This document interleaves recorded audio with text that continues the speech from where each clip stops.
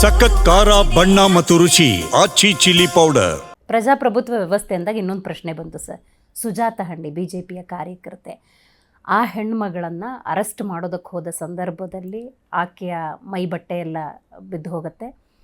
ಆಕೆಗೆ ಆಗಿದೆ ಅನ್ಯಾಯ ಅಂತ ನೀವು ಹೇಳ್ತಾ ಇದ್ದೀರಿ.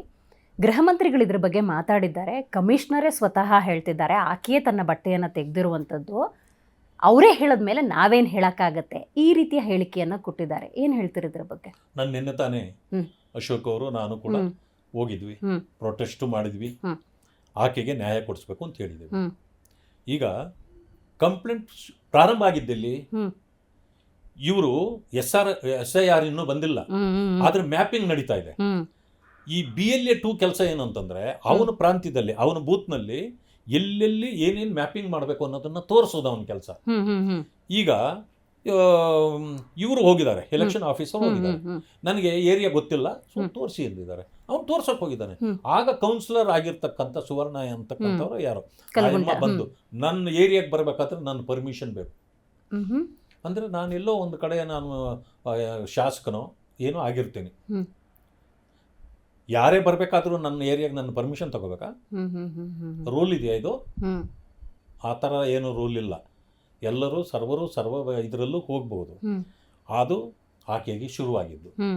ಮತ್ತು ಎರಡನೇದೇನು, ಇವರಿದಾರಲ್ಲ, ಇವರು ಯಾರಿವತ್ತು ಗಲಭೆ ಆಗಿದೆಯಲ್ಲ, ಇವರು ಮೊದಲು ಕಾಂಗ್ರೆಸ್ಸಲ್ಲಿದ್ದವರೇ.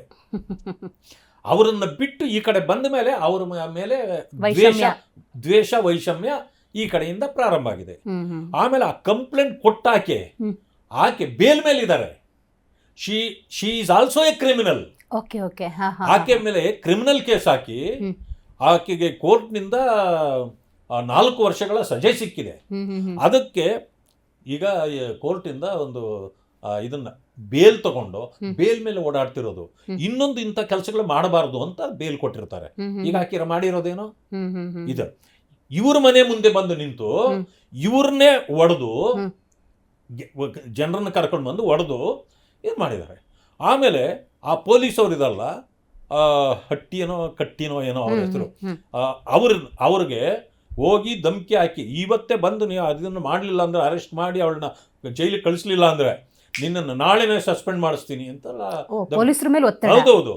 ಆಮೇಲೆ ಅವ್ರೇನ್ ಮಾಡಿದ್ದಾರೆ, ರಾತ್ರಿ ಬಂದಿದ್ದಾರೆ, 2 ಗಂಟೆಯಲ್ಲಿ ಬಂದು ಮನೆಯಲ್ಲಿ ಎಬ್ಬಿಸಿದ್ದಾರೆ. ಎಬ್ಬಿಸಿ ಹುಡುಗರು ಯಾರು ಬರಬಾರ್ದು, ನೀವು ನೀನು ಮಾಮ ನಿನ್ನ ತಂಗಿನೂ ಬರಲಿಬೇಕಾದ್ರೆ ನೀವು ಬಂದು ಒಂದು ಕಂಪ್ಲೇಂಟ್ ಕೊಟ್ಟು ವಾಪಸ್ ಬಂದ್ಬಿಡಿ ಅಂತ ಹೇಳಿದ್ದಾರೆ. ಇಷ್ಟೊತ್ತಲ್ಲಿ ನಾವು ಬರೋದೆಲ್ಲ ಬೆಳಗ್ಗೆ ಬರ್ತೀವಿ ಅಂದೆಲ್ಲ. ಇಲ್ಲೆಲ್ಲ ಸಾಹೇಬ್ರು ಹೇಳಿದ್ದಾರೆ ಕರ್ಕೊಂಡು ಬರಲೇಬೇಕು ಅಂತೇಳಿ ನೀವು ಬರಬೇಕು. ಬಿಟ್ಟೇ ಇಲ್ಲ, ದಬಾಯಿಸಿ ಇದು ಮಾಡಿ ಗಲಾಟೆ ಮಾಡಿ ಹತ್ತಿಸ್ಕೊಂಡಿದ್ದಾರೆ. ಅದು ಬಂದವರು ಕುಡಿದಿದ್ದಾರೆ.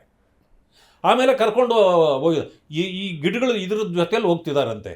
ಯಾಕೆ ಪೊಲೀಸ್ ಸ್ಟೇಷನ್ ಇರೋದು ಆ ಕಡೆ, ಈ ಕಡೆ ಯಾಕೆ ಕರ್ಕೊಂಡು ಹೋಗ್ತೀರಿ? ಹಂಗಿದ್ರೆ ನಾನು ಹೊಡೆದಾಕ್ತೀನಿ ಗ್ಲಾಸ್ ಅಲ್ಲ, ಇಲ್ಲೇ ಬಿಟ್ಬಿಡಿ ಅಂತ ಅವ್ರು ಗಲಭೆ ಮಾಡಿದ ಮೇಲೆ ಯಾರೋ ಪೊಲೀಸು ಅವ್ರಿಗೆ ಇನ್ಸ್ಪೆಕ್ಟರು ಫೋನ್ ಮಾಡ್ತಾರೆ, ಇಲ್ಲಿ ಎಲ್ಲಿದ್ದೀರಿ, ಕರ್ಕೊಬರ್ರಿ, ಇಲ್ಲಿ ಕರ್ಕೊಬರ್ರಿ ಅಂತ. ಆಮೇಲೆ ಇವರು ಹೋಗಿದ್ದಾರೆ ಪೊಲೀಸ್ ಸ್ಟೇಷನ್ಗೆ. ಹೋದ್ಮೇಲೆ ಅವ್ರನ್ನೇನು ಮಾಡಿದ್ದಾರೆ, ಇಲ್ಲಿ ಕುಳ್ತೀರಿ ಅಂತ ಆಫೀಸರ್ ಕಂಪ್ಲೇಂಟ್ ತಗೊಳ್ಳಿ ಅಂದ್ರೆ ಕಂಪ್ಲೇಂಟ್ ಬರ್ಕೊಡು, ಅವ್ರಿಗೆ ಬರೆಯಕ್ಕೆ ಬರಲ್ಲ. ಆಯ್ತು ನೀವು ಬರ್ಕೊಳ್ಳಿ, ನಾವು ಸೈನ್ ಆಗ್ತೀವಿ ಹೇಳ್ತೀವಿ, ನಾವು ಅದನ್ನು ಬರ್ಕೊಳ್ಳಿ ಅಂದ್ರೆ ನಾವು ಬರ್ಕೊಳಕ್ಕಾಗಲ್ಲ. ಆಯ್ತು ಬಿಡಿ, ಹಂಗಾದ್ರೆ ಬೆಳಗ್ಗೆ ಬರ್ತೀವಿ. ಇಲ್ಲ, ಇಲ್ಲೇ ಇರಬೇಕು, ಬೆಳಗ್ಗೆ ಸಾಹೇಬರು ಬರ್ತಾರೆ, ಇಲ್ಲೇ ಇರಬೇಕು ಅಂತ. 2 ಗಂಟೆ ರಾತ್ರಿಯಲ್ಲಿ ಬೆಳಗ್ಗೆವರೆಗೂ ಇಲ್ಲೇ ಕೂತೀರಿ ನೀವು, ಅವ್ರು ಬರ್ತಾನೆ ಮಾಡೋದು ಹೆಣ್ಮಕ್ಳಿಗೆ ಸರಿ ಇದೆಯಾ? ಇವ್ರಿಗೆ ಅಷ್ಟೊತ್ತಿಗೆ ನೋಡಿದ್ರೆ ಆ ಕೌನ್ಸಿಲರ್ ಪ್ರತ್ಯಕ್ಷ ಅಲ್ಲಿ ಪೊಲೀಸ್ ಸ್ಟೇಷನ್ ಅಲ್ಲಿ. ಆಕೆಗೇನು ಸಂಬಂಧ ಇದೆ? ಕಂಪ್ಲೇಂಟ್ ಕೊಟ್ಟ ಮೇಲೆ ಬಂದು 4-5 ಜನ ರೌಡಿಗಳನ್ನ ಕರ್ಕೊಂಡ್ ಬಂದಿದಾರಂತೆ. ಬಂದ ಮೇಲೆ ಅಲ್ಲಿ ನಿಂತ್ಕೊಂಡು ಎಲ್ಲ ಅವ್ರು ಏನೋ ಮಾಡ್ತಾರೆ ಅಂತ ಗೊತ್ತಾಗಿ ಚಪ್ಪಲಿ ಎಲ್ಲ ಅಲ್ಲೇ ಹೋಗುದು, ಇವರು ಅಲ್ಲಿಂದ ದೌಡು ಓಡಿ ಹೋಗಿದ್ದಾರೆ. ಬಿಡಲ್ಲ ಪೊಲೀಸ್ನವರು. ತಿರ್ಗಿ ಅಲ್ಲಿ ಯಾರಿಗೋ ಬರ್ತಾ ಇದ್ದವ್ರಿಗೆಲ್ಲ ಕಿರ್ಚ್ಕೊಂಡಿದ್ದಾರೆ. ಬಂದ ಮೇಲೆ ತಿರುಗಿ ಹೇಳಿ ನೋಡಪ್ಪ ಬೆಳಗ್ಗೆ ಬರ್ತೀವಿ ಅಂತಂದ್ರು, ಬಿಟ್ಟಿಲ್ಲ. ಇವರು ಓಡ್ಬಿಟ್ಟಿದ್ದಾರೆ. ಚಪ್ಪಲಿಗಳೆಲ್ಲ ಬಿಟ್ಟು ಕಲ್ಲು ಮುಳ್ಳು ತುಳ್ಕೊಂಡು ಓಡೋಗಿದ್ದಾರೆ. ತಿರುಗಿ ಇವರು ಬೆಳಗ್ಗೆ ಹೋಗಿ, ಎಷ್ಟು ಜನ ಹೋಗಿರೋದು ಅರೆಸ್ಟ್ ಮಾಡಕ್ಕೆ? 40 ಜನ. ಟೆರರಿಸ್ಟ್ಗೂ ಆಗಲ್ಲ. 40 ಆ ಹೆಣ್ಣು ಮಗಳನ್ನೊಬ್ಬಳನ್ನ ಕರ್ಕೊಬರಕ್ಕೆ 40 ಜನ ಬೇಕಾ? ಹೋಗಿ ಆ ಕಡೆ ಅಲ್ಲಿ ಕುಳಿತಿದ್ರೆ ಕೂದಲು ಹಿಡಿದು ಎಳೆದಾಡಿ ದಬ್ಬಾಡಿ ತುಳಿದು ಆಗ್ಲೇ ಆಕೆ ಬಟ್ಟೆ ಬಿಚ್ಚೋಗಿದೆ. ಎತ್ತಿ ಹಂಗೇನೆ ಗಾಡಿ ಒಳಗೆ ಹಾಕಿದ್ದಾರೆ. ಗಾಡಿ ಒಳಗಡೆ ಹಾಕಿದ್ದಾರೆ. ಹಾಕಿದ ಮೇಲೆ ಆಕೆಗೆ ಬಹಳ ರೋಷ ಬಂದಿದೆ. ಆ ಬಿಚ್ಚೋಗಿ ಕಿತ್ತು ಬಿದ್ದಿದ್ದು ಬಟ್ಟೆ ಎಲ್ಲ ಆಚೆ ಬಿಸಾಕಿ ಹೋಗಿದ್ದಾರೆ. ಈ ರೀತಿ ವಿವಸ್ತ್ರಗೊಳಿಸ್ಬೋದಾ? ಪೊಲೀಸ್ನವರು ಇದನ್ನು ಮಾಡ್ಬೋದಾ? ಆಕೆ ಏನು ಟೆರರಿಸ್ಟಾ? ಆಯ್ತು, ಅವ್ರ ಮೇಲೆ ಕೇಸುಗಳಿದ್ವು ಅಂತ ಹೇಳ್ತಾರೆ. ಆಕೆ ಎರಡು ವರ್ಷದ ಹಿಂದೆ ನಮ್ಮ ಪಾರ್ಟಿಗೆ ಬಂದಿದ್ದಾರೆ, ನಾನು ಒಪ್ತೀನಿ. ನಮ್ಮ ಪಾರ್ಟಿಗೆ ಆಕೆ ಬಂದ ಮೇಲೆ ಯಾವ ಕೇಸುನೂ ಇದುವರೆಗೂ ಇಲ್ಲ, ಇದೇ ಫಸ್ಟ್ ಕೇಸು. ಆಕೆ ಯಾರ ಜೊತೆಯಲ್ಲಿ ಇದ್ದಿದ್ದು? ಈ ಸುವರ್ಣ ಕೌನ್ಸಿಲರ್ ಇದಲ್ಲ, ಆಕೆ ಜೊತೆಯಲ್ಲೇನೆ ಅವರಿಬ್ರು ಜೋಡಿ. ಆಯ್ತು, ಈಗ ಅದೊಂದು ವಿಡಿಯೋ ಬಿಡುಗಡೆ ಮಾಡಿದ್ದಾರೆ. ಇಷ್ಟು ದಿನ ಎಲ್ಲಿತ್ತು ಆ ವಿಡಿಯೋ?